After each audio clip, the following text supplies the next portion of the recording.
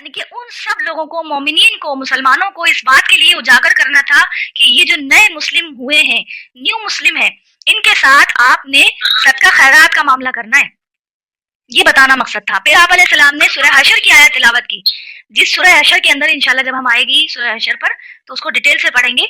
उसका तर्जुमा कुछ इस तरीके से बनता है कि आप अलैहिस्सलाम ने फरमाया कि हर जान देखे, हर नफ्स को ये बात देखना चाहिए कि उसने अपने लिए आगे कमा कर अल्लाह के हुजूर, अल्लाह के बैंक अकाउंट में क्या भेजा है। ये सारी बातें सुनने के बाद आप अलैहिस्सलाम ने बड़ा, कहना चाहिए, जोश वाला खुतबा वहां पर दिया। तो महफिल में बैठे हुए एक गरीब अंसार साहबी थे, वो वहां पर उठे, और वो खुद भी गरीब थे, लेकिन उठे और वो अपने घर गए और बड़ा भारी बोरा वो लेकर आए मस्जिद नबी में। मस्जिद नबी के सहन में लाकर उन्होंने रखा, मतलब वो इस तरह भारी था कि वो उसको उठा नहीं पा रहे थे, बड़ी मुश्किल से खींच कर लेकर आए। तो बाकी के मौजूद सहाबा कराम को इस बात का अपने दिल में एक शर्मिंदगी हुई कि ये तो खुद गरीब है और इसने इतना सारा सदका करने का इरादा कर लिया, इसके दिल के ऊपर इतना ज्यादा असर हो गया आप अलैहिस्सलाम की तकरीर का। तो बाकी असहाब भी उठे और अपने घरों को गए और सदकात खैरात के लिए, मतलब हदीस में तफसील से इस तरह आता है कि मस्जिद नबी में सदकात खैरात के माल का ढेर लग गया। आप अलैहिस्सलाम का चेहरा जो था वो खुशी से तमतमा उठा। फिर आप अलैहिस्सलाम ने वहां पर मजीद इरशाद फरमाया उस अंसार साहबी के लिए जिसने स्टार्ट लिया था, उसके लिए, मतलब क्योंकि वो बारिश का पहला कतरा बना ना नेकी के लिए। तो आप अलैहिस्सलाम ने उस अंसार साहबी के लिए कहा कि जिसने इस्लाम में अच्छा तरीका जारी किया, तो जितने लोग उस तरीके के ऊपर अमल करेंगे, उन सब लोगों के अमल करने का सवाब इस शख्स को भी मिलता रहेगा जिसने वो तरीका जारी किया है, और उन अमल करने वालों के अमाल में भी कोई कमी नहीं होगी, उसके सवाब में भी कोई कमी नहीं होगी। फिर आप अलैहिस्सलाम ने मजीद आगे मजीद फरमाया कि और जो कोई इस्लाम में बुरा तरीका जारी करेगा, फिर जो लोग उसको देखकर उस जारी करदा अमल को उसी पर जो है इम्प्लीमेंट करेंगे, उसको ही अपना तरीकेकार बनाएंगे, उसके ऊपर अमल करना शुरू कर देंगे, तो उन सारे अमल करने वालों का वबाल उस जारी करने वाले शख्स पर भी हो जाएगा, और उनके अमल करने वालों के वबाल में भी कोई कमी नहीं होगी। अब इस हदीस को तोड़ मरोड़ कर वो लोग कुछ इस तरीके से पेश करते हैं, हदीस के अल्फाज को ही बदल देते हैं। वहां पर हदीस मुबारका में तो लिखा हुआ है सुन्नतन हसनतन, अच्छा तरीका, और दूसरे में लिखा हुआ है और सुन्नतुन सय्यतन, यानी कि बुरा तरीका, लेकिन इन्होंने उसको बदल दिया। आगे क्या कहना शुरू कर दिया, बिद्दतिन हसना, और फिर आगे कहते हैं बिद्दतिन सय्या।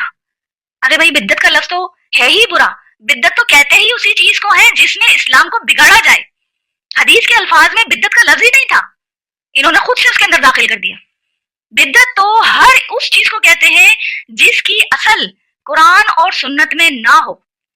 अब जैसे आज के टाइम में देखा जाए तो हम लोग जो मोबाइल के ऊपर कुरान मजीद पढ़ रहे हैं, ये कुरान मजीद पढ़ने का एक नया तरीका है, अच्छा है।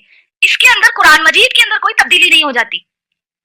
इसी तरीके से अब जहाज के ऊपर लोग सफर करके जाते हैं हज और उम्रे का जो अरकान है उसको अदा करने के लिए, तो ये जो जहाज के ऊपर सफर करना है, ये एक अच्छा तरीका स्टार्ट हुआ है, ये बिदत नहीं है।